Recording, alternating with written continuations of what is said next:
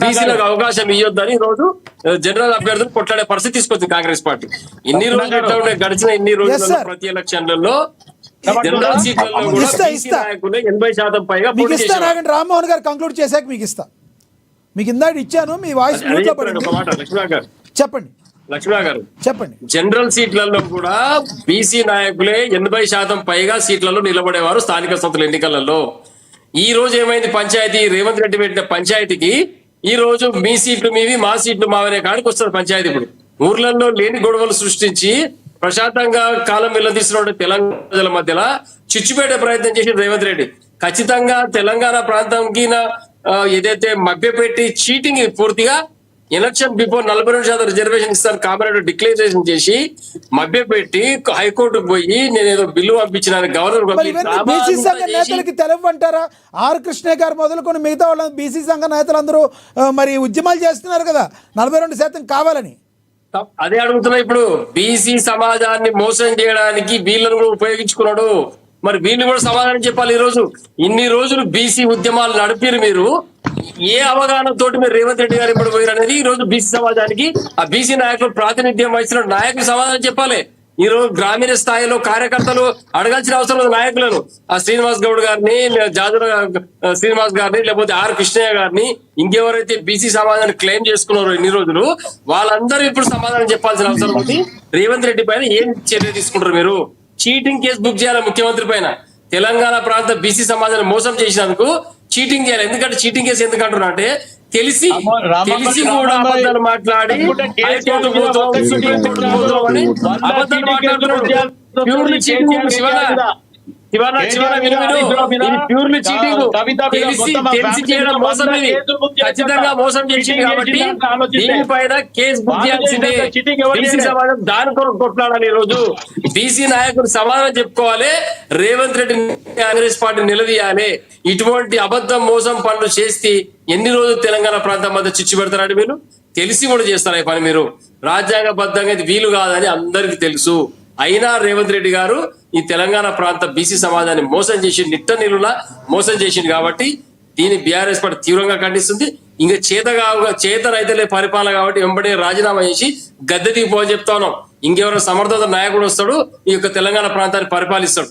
అంతేగాని ఇట్లా దొంగ మాటలు మాట్లాడుకుంటూ అబద్ధం చేష్టలు చేసుకుంటూ ఎన్ని రోజులు మోసం చేస్తావు? ఇట్లా రాజ్యాంగం పైన విశ్వాసం ఉంటే ఇటువంటి మాటలు కానీ ఇటువంటి డైలాగులు కొట్టావు. ఇప్పుడు రామ్మోహన్ గారు ఇప్పుడు ముఖ్యమంత్రి స్థాయిలో ఉన్న వాళ్ళు ఏదో పొరపాటున ఒక రకంగా మాట్లాడతారు. గతంలో కేసీఆర్ మాట్లాడారు, అదేవిధంగా రేవంత్ రెడ్డి గారు కొన్నిసార్లు మాట్లాడారు, ఇప్పుడు కేటీఆర్ గారు మాట్లాడుతున్నారు. అధికార ప్రతినిధులు ఉన్న మీరు కూడా గౌరవం ఇచ్చి పుచ్చుకోవాలి కదా. మీరు కూడా ఏకవచనంతో సంబోధిస్తున్నారు ముఖ్యమంత్రి గారిని. మీకు తగునా సంబంధించిన రేవంత్ రెడ్డి గారు గారు అంటున్నాము, గారు అని అంటున్నా నేను. ఎవరైతే బీసీ సమాజాన్ని నిట్టన్నులో మోసం చేసిండో 420 చీటింగ్ కేసు పెట్టమంటారు ఆయన పైన. తెలిసి ఎట్లా చేస్తారండి? ఎట్లా పెడతావు? 42% రిజర్వేషన్ చెల్లదని తెలిసి బీసీ సమాజం ఎన్ని రోజులు మోసం చేస్తారా? ఎన్నికలు పెట్టకుండా ఎన్నికలకు పోతే పార్టీ బజార్లో పడుతుంది. తెలిసి ఇంత మోసం ఇంతకన్నా వేరే వర్డ్స్ చెప్పడానికి వస్తలేదు మాకు. రైట్ సార్, ఇంత ఇబ్బందికర పరిస్థితి. రైట్. గ్రామాల్లో బీసీ నాయకులు అంతా ఎంతో ఆశపడరు జరుగుతుందని. నీకు చేతగాక అక్కడ చట్టం లేదని తెలిసి ఇంత మోసం చేసినామంటే ఇంతకన్నా దౌర్భాగ్యం ఏముంటుంది? ఏముంటది? ఏకవచనం ఏముంటదండి? ఏకవచనం ఇటువంటి రోజులకు మర్యాద ఇస్తే తెలంగాణ మన గౌరవాన్ని తీసుకున్నట్టుది. మీ ఆయన కానీ సంయమనం పాటిస్తూ ఒక్క మాట మాట్లాడతలేము, చెడ్డ మాటలు మాట్లాడతలేము. ఆయనలాగా ఇష్టం వచ్చిన లాంగ్వేజ్ వాడతలేము. పేగులు మెడలు వేసుకుంటా గొంతు మింత బొంద పెడతా మాట్లాడతాడు ఆయన. అటువంటి మాటలు మేము మాట్లాడతలేము. మేము ఇంకా గారనే సంబోధిస్తున్నాం. ఇంత మోసం చేసిన వ్యక్తి ఈ రోజు పదవి కూర్చోడు అనర్హుడు. రాజీనామా చేసి ఇంటికాడ కూర్చోవాలి. ఇంకెవరు వచ్చి కూర్చుంటారు ఇక్కడ? నిన్నటి కాక నిన్న చూసినాం కదా రాత్రి బీసీ సమాజం సంబంధించినటువంటి మంత్రి గారిని ఎంత ఇబ్బంది పెడుతున్నారో మన సురేఖ గారిని. సో టీవీలో రావడం జరిగింది. ఇటువంటి పనులు చేస్తాడు ఈయన.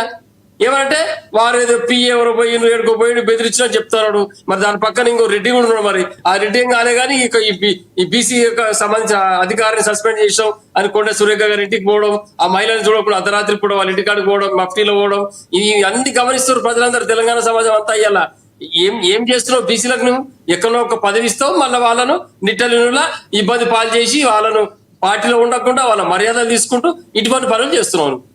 ఏం చెప్తావు సమాధానం బీసీ సమాజానికి? అసలు ఇటువంటి పనులు మానుకొని బీసీలకి సంబంధించి ఇంత ప్రేమ ఉన్నటువంటి కేసీఆర్ గారికి అదే కేటీఆర్ గారికి మీ బీఆర్ఎస్ పార్టీకి ఎందుకు వచ్చింది? మీరేం చేశారు బీసీలకి? అసలు మీ 10 ఏళ్ల కాలంలో 100% మీరేం మేము ఏం చేసినామో వినండి 10 సంవత్సరాలు బీసీ సమాజానికి మేము ఏం చేసామో బీసీ సమాజం తెలుసు. వాళ్ళు మాట్లాడేది ఉంటే ఇందులో రేవంత్ రెడ్డి ఆ రోజు ఏం చేసిన 10 ఏళ్ళు ఉన్నాడు కదా రాజకీయంలో. కాంగ్రెస్ పార్టీ అంతా ఉత్తమ్ కుమార్ రెడ్డి ఉన్నాడు, రాజగోపాల్ రెడ్డి ఉన్నాడు, వెంకటరెడ్డి ఉన్నాడు, అందరు ఉన్నారు. ఏం చేసిన వీళ్ళందరూ? మరి బీసీ సమాజానికి మేము చేసిన పని ఎవరు చేయలేదు. సబ్బండ వర్గాలు ఇన్కమ్ చేసిన కేసీఆర్ గారు ఈ యొక్క తెలంగాణ రాష్ట్రం సాధించిండు. సంక్షేమ పథకాలు అందరికీ అందించడం, ఎవరు కూడా ఇబ్బంది పెట్టలే. పచ్చని పంటలు పండుతున్నాయంటే కేసీఆర్ గారు చేసిన పనే. నీళ్లు, నిధులు,